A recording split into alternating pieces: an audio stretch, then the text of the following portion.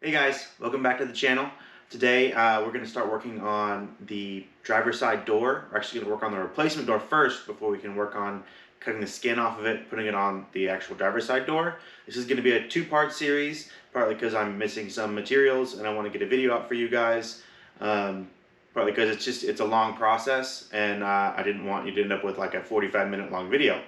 So in this first part, what we're going to do is start hammering out on the replacement door skin, getting it close to the shape we need it to be in. Then we're gonna build a set of bucks, of external bucks, not internal, because there's a door frame in the way. We can't use an internal buck. We'll get more to that in a little bit. We'll build a set of external bucks, check our shape, make sure we're 90-ish% of the way there. And then in the next part, we'll start cutting apart the old door, welding everything together, and doing final fit and finish. So stay tuned. All right, so I've got the donor door pulled out from underneath the car, and it's kind of dirty, and I'll pan over that here in a little bit, and we're gonna clean it out first before we can do any work on it. And then we are going to work on first making sure the edge of the door here that lines up with the body where the hinges are gonna go. We're gonna make sure this edge is nice and straight and clean and gonna match the door. And then we're gonna work on getting the face of it pretty flat. And once we've done that, we can start marking out what parts of it we want to save to cut, and then transfer that over to the original door. Well, not the original door, that door used to be blue. So the second door to the car.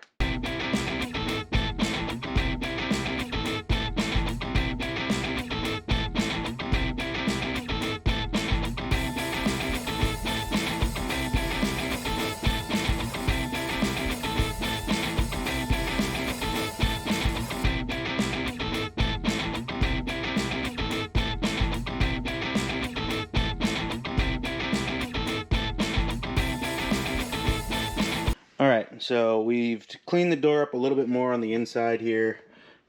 You can see it was sitting out in the field in a pile of other doors.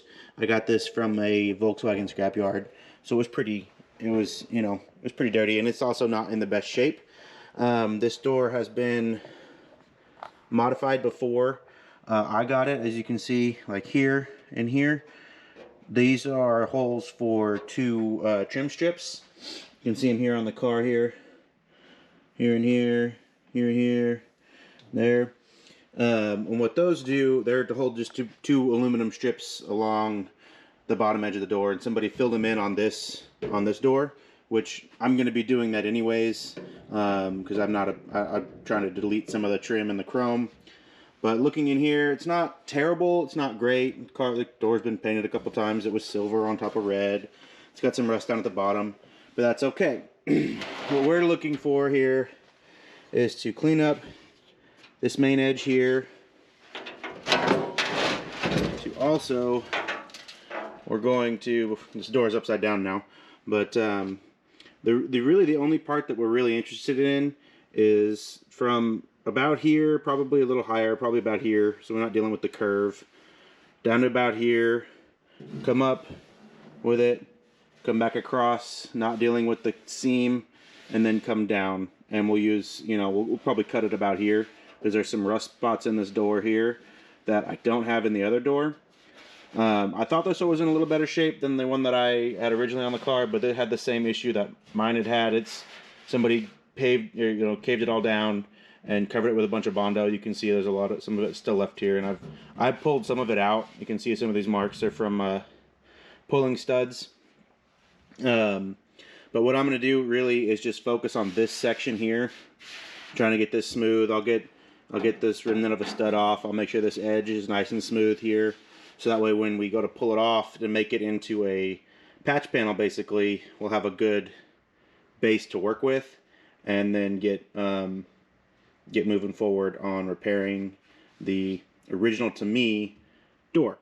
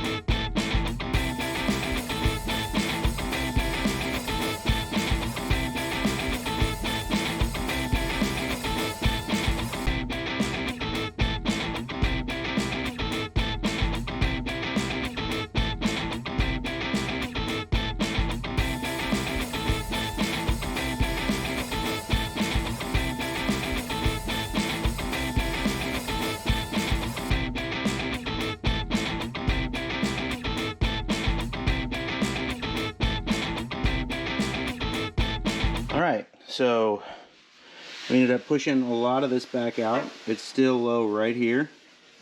This is still real low, but this has got a nice, good, smooth curve-ish to it. There's definitely a low spot here. This probably came out a little too much. Let's see if I can get a good angle on this.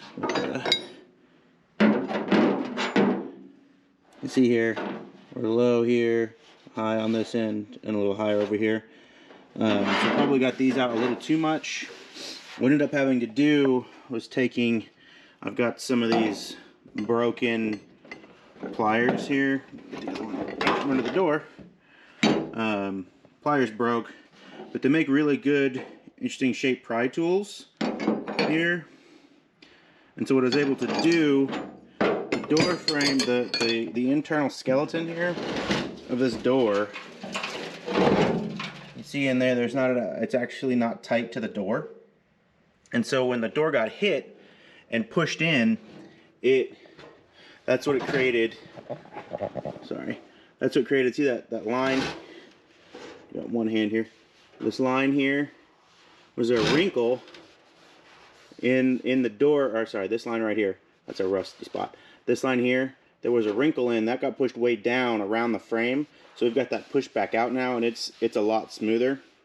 So I'm gonna try and do one of the techniques that I talked about, I believe, when I did my hammer and dolly video. I'm gonna do hammer off the dolly. So I'm gonna put the dolly here on the underside on the low spot, and right at that edge I'm gonna tap on this high spot here. So I push up with the dolly and tap down with the hammer to try and level this out a little bit, and that should help bring this part up and get the rest of it pushed down. Some of this wrinkle here, like here and here, we're gonna have to wait till we get this skin off to really flatten it out nice and get it looking good again. Like in here, there's a pretty bad wrinkle, but it's pinched on the door frame. I can't really do much with that right now. So once we get the door skin off, we'll be able to deal with that a little more. But for now, we're doing way better than I thought we were going to. Get this spot up a little bit. And then I kind of worked on some of these where they filled in the holes with the weld to push them up a little bit.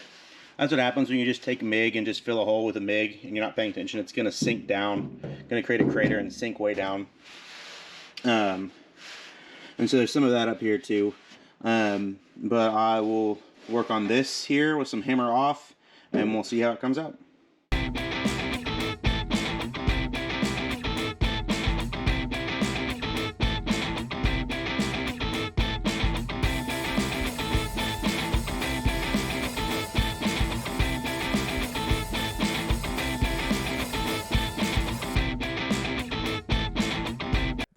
Finished up kind of getting it where I kind of want it to be. I definitely went a little too high right in this area. You can't really see, but there's some high spots here. It's still a little low here, but I got the edge of the door pretty close to where I want it, along with out in here, got pushed back out where I wanted it to. It's still a little bit low. It doesn't oil can as bad as it used to, so I got it back kind of in the shape it needs to be at, but it's a lot closer. So what I'm going to do now is go over how to make an external buck or a pattern. This isn't really going to be a buck per se, as much as it's just going to be a pattern. So what you're going to need a couple tools for that, and we're going to go over those in just a second. For what we're going to be doing to make a pattern as opposed to an actual buck, we are going to need a couple of items. You need some cardboard to make your pattern. It's the Christmas holiday season, so obviously everybody's getting a bunch of packages from Amazon because you can't go shopping anywhere. You have to do it all online. So that part should be easy. And then you need something to transfer the pattern of your door onto the cardboard. Now I can't find my compass. I have a compass somewhere and I can't find it.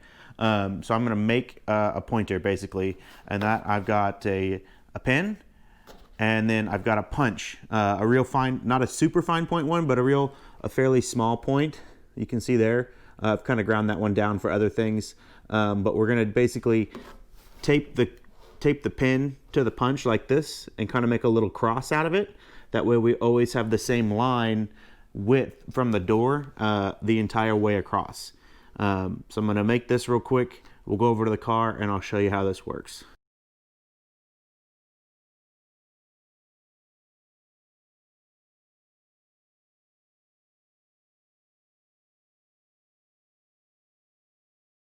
All right, so now let's check this here. Let the little bit notch here where the edge of the door was. Let's line this up here. So this first section's pretty close, but you can see it kind of wobbles here. So I'm still tight right here in this section, so I'm going to come shave this down a little bit to get it closer. So the point with this one and this first one, because it was fairly straight, it's still kind of simple, but the point with this is to get it, when you do your line with the compass, with this guy, is to get it pretty close, and then you're going to kind of shave it up, finish it up, and then get it perfect. So let me get my scissors, we'll jump into a time lapse, and we'll get to where we need to be.